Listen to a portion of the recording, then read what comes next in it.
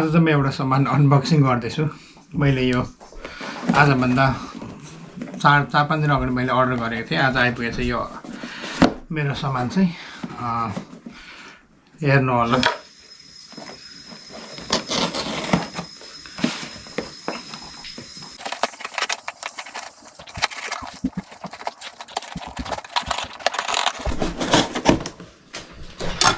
मैले यहाँ खोलिसकेको छु साथीहरु। यो बक्सा भित्र चाहिँ म सामान निकाल्दैछु। तपाईहरुले देख्नुभयो होला यो चाहिँ S21 अल्ट्रा हो। 5G S21 अल्ट्रा हो। यो चाहिँ भर्खर लेटेस्टली निस्केको फोन हो। यो चाहिँ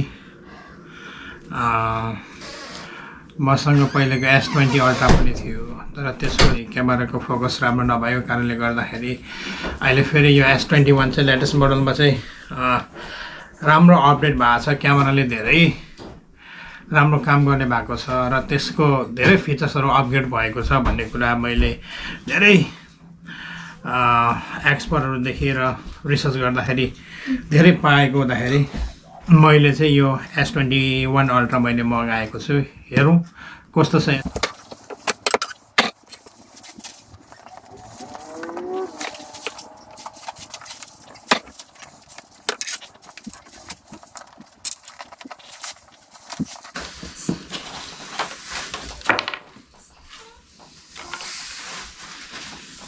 यो चाहिँ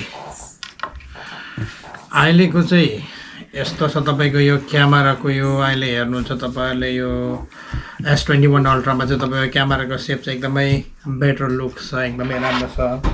पहिलेको S20 अल्ट्राको चाहिँ यस्तो थियो। हेर्नुस् जो चाहिँ धेरै बम्पी थियो, जसले गर्दा चाहिँ तपाईको खस्दाखेरि स्याटर हुने चान्सेस धेरै थियो भने यसपालिको चाहिँ अलिक युनिक तरिकाको बनाएको छ। यस्तै छ साथी। यो चाहिँ S21 अल्ट्रा है। मैले अनबक्स गरेँ। मैले S21 अल्ट्रालाई अनबक्सिङ गरिसकेको छु। अब चाहिँ म यसलाई स्क्रिन प्रोटेक्टर लाउँदै छु। स्क्रिन प्रोटेक्टरको लागि चाहिँ मैले युनिक ब्रान्डको स्क्रिन प्रोटेक्टर मगाएको छु। एक प्याकमा यो चाहिँ 4 वटा स्क्रिन प्रोटेक्टर हुन्छ।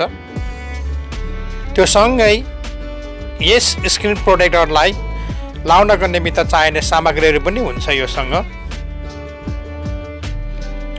अब म यसलाई स्क्रिन प्रोटेक्टर लाउन गइरहेको छु। S21 अल्ट्रा किन्दाखेरि डस्ट प्रोटेक्सनको लागि लगाइएको प्लास्टिकलाई म हटाउँदै छु। त्यसपछि म यसलाई सफा गर्न जाँदैछु। सबभन्दा पहिले तपाईहरुले वेट वाइप्स प्रयोग गर्न सक्नुहुनेछ, जस्तै कि मैले अहिले यहाँ प्रयोग गरेको छु। त्यसपछि मैले सुखा वाइप्सले मैले सफा गर्दै छु। यो सबै सामग्रीहरू स्क्रिन प्रोटेक्टरकै प्याकेजमा आउने गर्दछ र यसमा स्क्रिन प्रोटेक्टर लाउनको निमित्त एउटा अति नै आवश्यक टुल दिएको हुन्छ। त्यसलाई चाहिँ हामीले चार्जिङ पोर्ट अथवा USB चार्जिङ पोर्टमा लाउनु पर्ने हुन्छ। र अब चाहिँ म यसलाई पुनः एकचोटि सफा गर्दै छु। अन्तिममा एकचोटि यसलाई फेरि सफा गरौँ। सफा गर्नको लागि चाहिँ मैले एउटा डस्ट रिमुभर स्टिकर प्रयोग गरेको छु।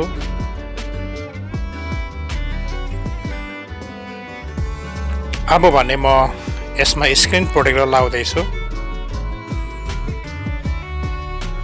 देख्न सक्नुहुन्छ कसरी लाउनु पर्ने हो भनेर। यो एकदमै सजिलो हुने गर्दछ जब तपाईहरुसँग यो टुल हुन्छ। अनि यी टुलहरु अथवा यी सामग्रीहरु सबै प्याकेजमा आउने भएको हुँदा तपाईहरुले कुनै चिन्ता लिनु पर्ने हुँदैन। सबैभन्दा पहिले तपाईहरुले अथवा म यसलाई बीचबाट प्रेस गरेर बाटो बनाइरहेको छु। अब भने तपाईहरुले त्यो जुन डट लाइन कोरिएको छ त्यो ठाउँबाट तपाईहरुले बिस्तारै त्यो स्प्याचुलाले प्रेस गरेर एउटा हातले उभो पक्रेर र एउटा हातले चाहिँ प्रेस गर्दै यसरी ल्याउनु पर्ने हुन्छ। एकपट्टिको मैले लगभग सकिसकेको छु। अब अर्कोतिर गर्नुभन्दा पहिले चाहिँ हामीले त्यो अति आवश्यक टुललाई चाहिँ निकाल्नु पर्ने हुन्छ। मैले निकाली पनि सकेको छु र यसलाई पनि पुनः त्यसरी नै एउटा हातले पक्रेर अर्को हातले प्रेस गर्दै ल्याउनु होला। तपाईहरुले त्यो स्प्याचुला जुन कार्डबोर्डद्वारा बनाएको हुन्छ त्यो तपाईहरुले पाउनु हुनेछ र मैले यता पनि यसरी नै प्रेस गरेर मिलाइसकेको छु है। र यदि तपाईहरुले बबल फोकाहरू देख्नुभयो भने तपाईहरुले त्यही स्प्याचुलाले प्रेस गरेर मिलाउन सक्नुहुनेछ।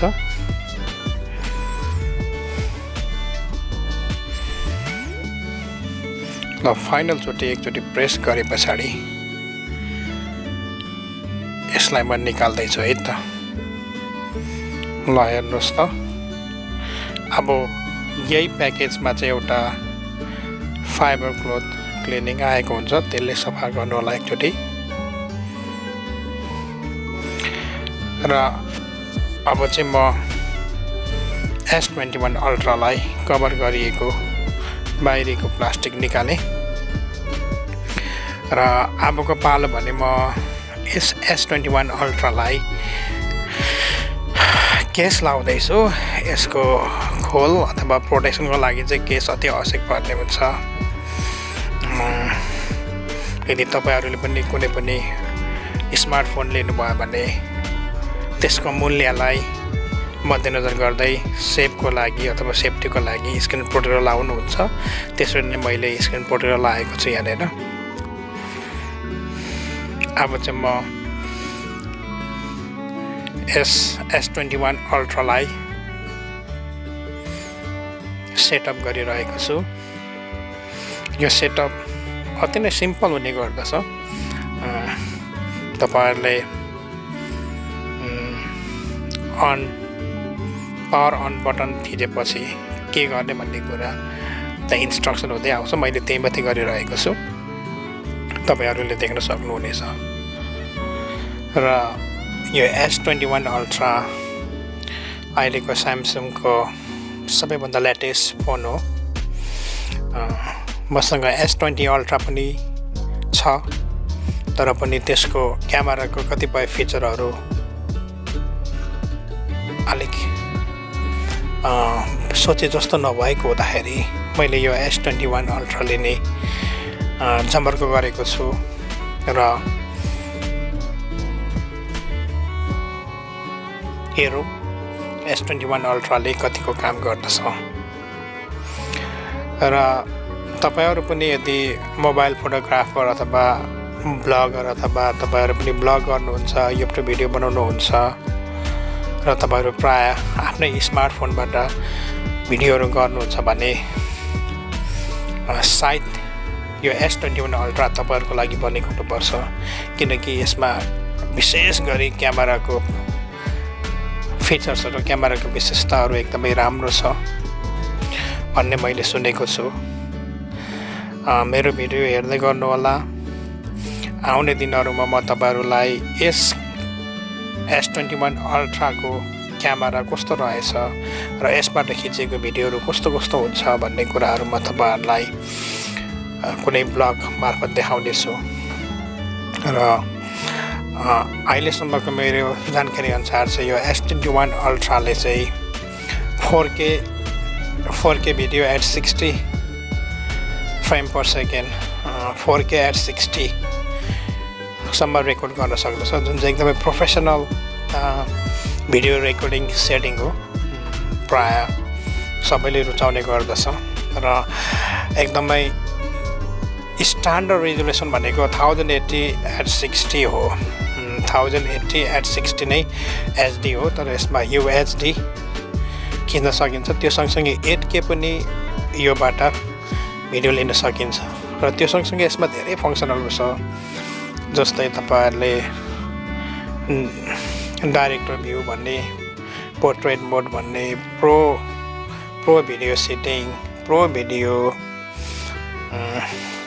यसमा धेरै क्यामेराको धेरै फिचर्स छ। त्यही भएर मैले यो फोन लिएको हो र आउने दिनहरुमा म तपाईहरुलाई यो सबै विषयमा म भिडियो बनाएर देखाउँदैछु। अहिले चाहिँ म फिङ्गरप्रिन्ट सेटअप गर्दैछु। यसलाई लक अनलक गर्नको लागि, लक भन्दा पनि अनलकको लागि चाहिँ म फिङ्गरप्रिन्ट सेटिङ गर्दैछु।